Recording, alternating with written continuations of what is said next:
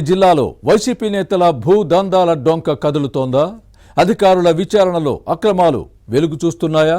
విసన్నపేట లేఅవుట్కు అనుమతి లేదన్న అధికారుల ప్రకటనతో అక్రమార్కులు హడలిపోతున్నారా? ఫ్యాన్ పార్టీ పాలనలో వేసిన లేఅవుట్కు ఎందుకు అనుమతులు తీసుకోలేదు? కొండలను పిండి చేసి రియల్ ఎస్టేట్ వ్యాపారం చేసిన అక్రమార్కులు ఎవరు? దీనిపై అప్పట్లో జనసేనాని పవన్ కళ్యాణ్ సహా కూటమి నేతలు ఉద్యమించిన అధికారులు లైట్ తీసుకోవడానికి కారణాలేంటి? అక్రమ లేఅవుట్ వెనుక ఉన్న పాత్రధారులు, సూత్రధారులు ఎవరు? విఎంఆర్డీఏ నోటీసులతో ఓ మాజీ మంత్రి అనుకో గుండెల్లో గుబులు పుడుతోందా?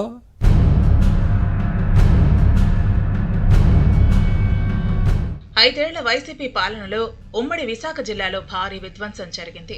ల్యాండ్ మాఫియా చెలరేగిపోతోంది. పర్యావరణ విధ్వంసంతో పాటు భూదందాలు జరిగాయి.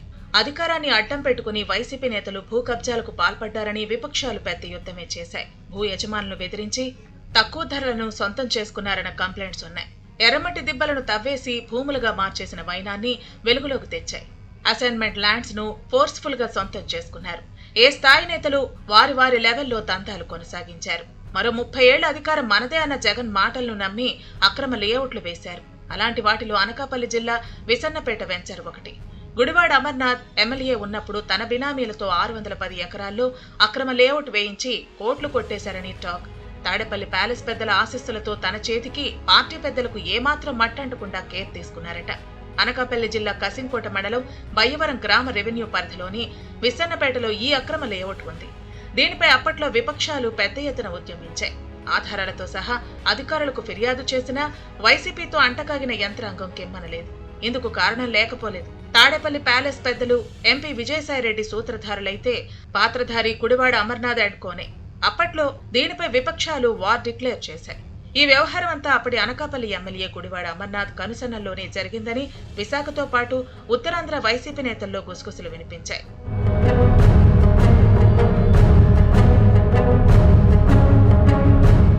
విసన్నపేట భూదందాపై పొలిటికల్ గా పెద్ద దుమారం రేగటంతో అప్పట్లో జనసేనాని పవన్ కళ్యాణ్ ఈ లేఅవుట్ ను పరిశీలించారు.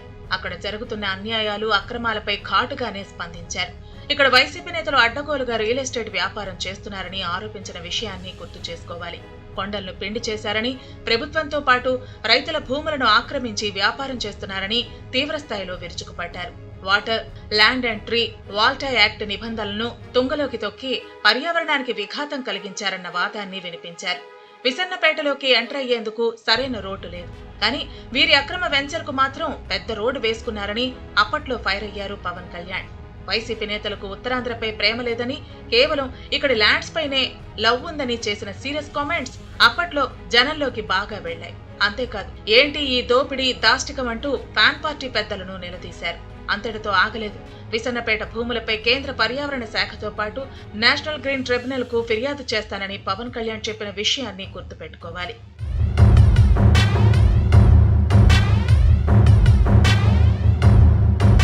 అధికారంలో ఉండగా ఇష్టారాజ్యంగా వ్యవహరించిన వైసీపీ నేతలకు ఆ పార్టీకి పవర్ పోయిన తర్వాత చుక్కలు కనిపిస్తున్నాయి.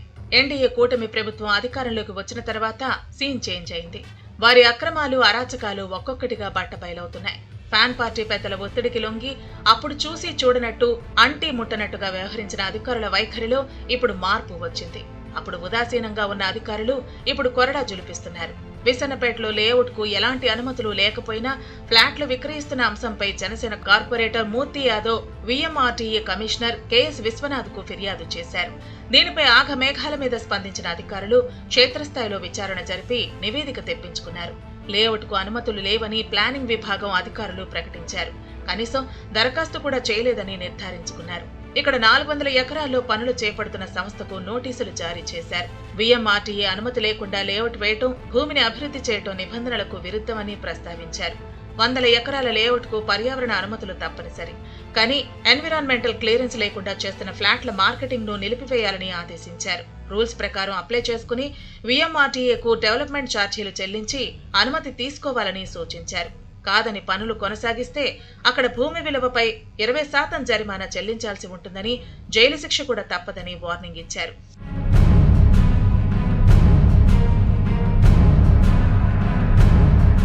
విసన్నపేట అక్రమ వెంచర్ విషయంలో మరో ట్విస్ట్ ఉంది. ఇందులో 400 ఎకరాలు ఓ కన్స్ట్రక్షన్స్ కంపెనీది.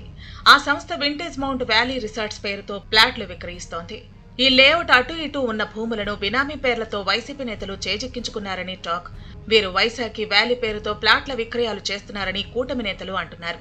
తమ కంపెనీది 400 ఎకరాలేనని నిర్మాణ సంస్థ చెబుతోంది. అంటే మిగిలిన 210 ఎకరాల భూములు అడ్డగోలుగా చేజిక్కించుకున్నదని అర్థమవుతోంది. ఇప్పుడు రెవెన్యూ అధికారులు కూడా రంగంలోకి దిగి ఈ భూములన్నీ ఎవరివి, ఎవరి చేతుల్లోకి వెళ్లాయి, ప్రస్తుతం ఎవరి ఆధీనంలో ఉన్నాయి, ఏ హక్కుతో విక్రయిస్తున్నారన్న అంశాలపై విచారణ చేయించాల్సి ఉంది.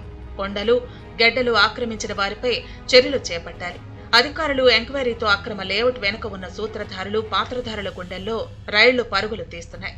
విసన్నపేట భూములను పరిశీలించిన పవన్ కళ్యాణ్ ఇక్కడ పర్యావరణానికి విఘాతం కలిగిందని ఆరోపించిన విషయాన్ని గుర్తు చేసుకోవాలి.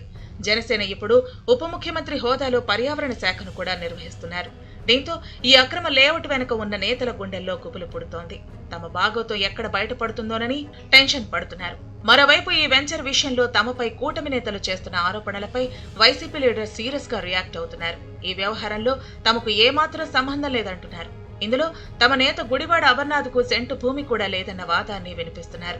610 ఎకరాలు తనవి అని నిరూపిస్తే వాటిని కూటమి పార్టీ నేతలకు రాసిస్తానని గుడివాడ అమర్నాథ్ బంపర్ ఆఫర్ ఇచ్చారు. మొత్తం మీద కూటమి సర్కార్ అధికారంలోకి వచ్చిన తర్వాత కదులుతున్న విసన్నపేట లేఅవుట్ అక్రమాల డొంక వ్యవహారం ఏ టర్న్ తీసుకుంటుందో చూడాలి మరి.